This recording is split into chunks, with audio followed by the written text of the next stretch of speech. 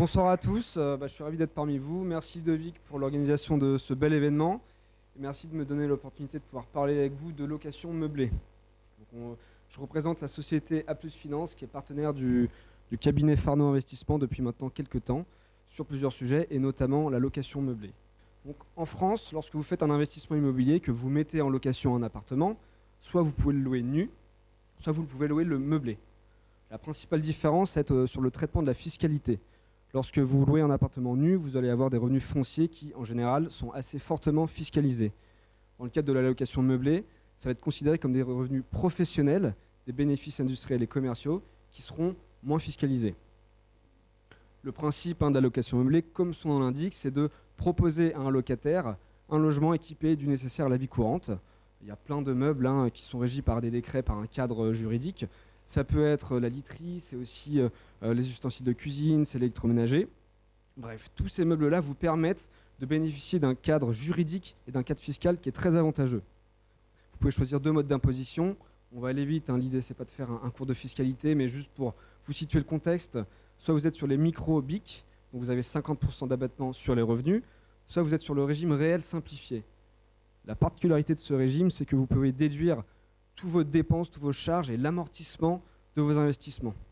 Ce qui veut dire que si c'est bien fait, si vous mettez en place une stratégie avec votre conseiller en gestion de patrimoine ou un expert comptable, vous pouvez réussir à matérialiser autant d'amortissements, de charges que de revenus. Ce qui fait que vous allez être très peu imposé. Ça, c'est si vous investissez dans un appartement en direct et que vous gérez ça vous-même. Ça peut avoir des contraintes et certaines personnes préfèrent passer sur d'autres types d'investissements comme l'investissement au travers de résidences gérées avec service. C'est des résidences gérées par des exploitants professionnels. En France, vous avez plusieurs types de résidences. Vous avez les résidences étudiantes, vous avez les résidences de tourisme, les résidences médicalisées, c'est les EHPAD, et vous avez enfin les résidences services seniors non médicalisées. Toutes les résidences ont des modèles spécifiques, il y a du bon, il y a du moins bon dans chaque résidence.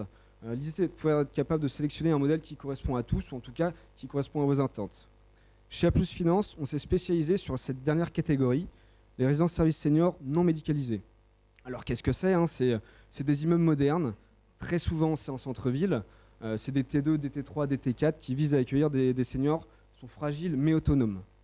C'est un peu en fait accompagner le bien vieillir et c'est un discours qui prend tout son sens aujourd'hui parce que les gens se rendent compte que c'est pas des mouroirs, c'est pas des EHPAD. J'ai 28 ans, je vous parle de résidence senior, donc il faut avant tout retenir que c'est du locatif, c'est de l'investissement locatif, c'est des T2, des T3 en centre-ville. En fait, le senior va avoir le choix entre vivre dans une maison à 20 km d'un centre-ville, avec les contraintes que ça peut engendrer, l'âge, la perte de mobilité, l'isolement, parfois un jardin à entretenir, un escalier à monter, ou alors vivre en toute autonomie dans une résidence en centre-ville avec un appartement fonctionnel proche de toutes les commodités. C'est d'ailleurs en ligne avec les politiques de maintien à domicile des services publics. Et nous, on a considéré chez A+ Finance que c'est un modèle extrêmement pertinent parce que c'est le seul modèle de résidence gérée où le locataire va y élire sa résidence principale. Ce qui veut dire qu'il y a très peu de turnover. Ça, c'est bon et pour l'exploitant professionnel et pour l'investisseur. Parce que vous avez un turnover moyen qui est de 8 ans. Bon, qui plus est, les personnes qui vont dans ces résidences, en général, ce n'est pas des hooligans. Donc il y a assez peu de travaux à prévoir. Vous n'avez pas de normes à respecter. Donc c'est quelque chose qui marche très bien. Ce modèle économique est bien pensé parce que du coup, il est moins cyclique que d'autres actifs immobiliers.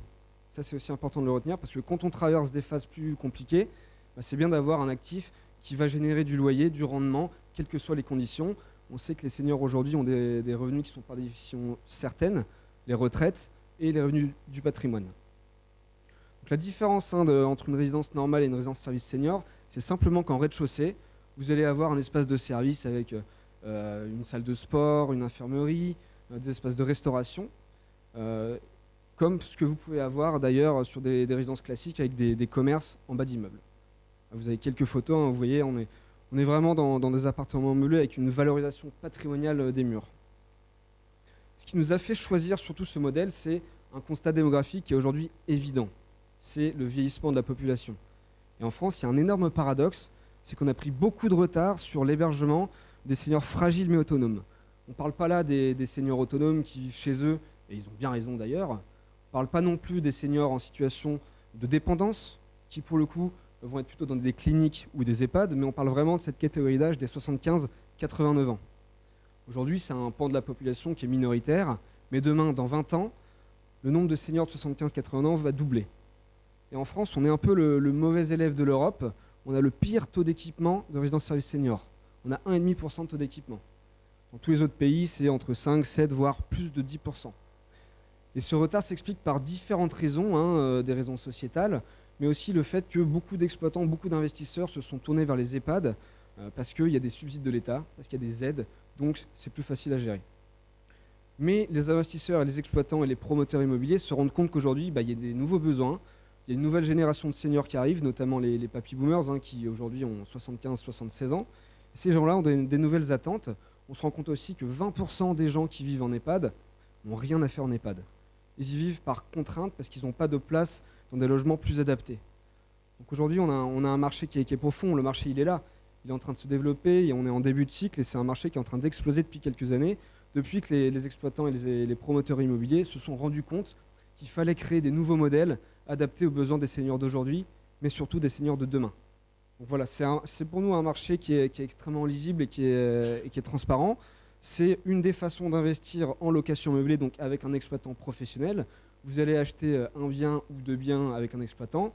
Par contre, point d'attention, il faut être très vigilant sur la sélectivité de votre gestionnaire. Il ne faut pas que ce soit, voilà, faut qu'il ait quand même un pignon sur rue. Vous ne pouvez pas choisir n'importe qui.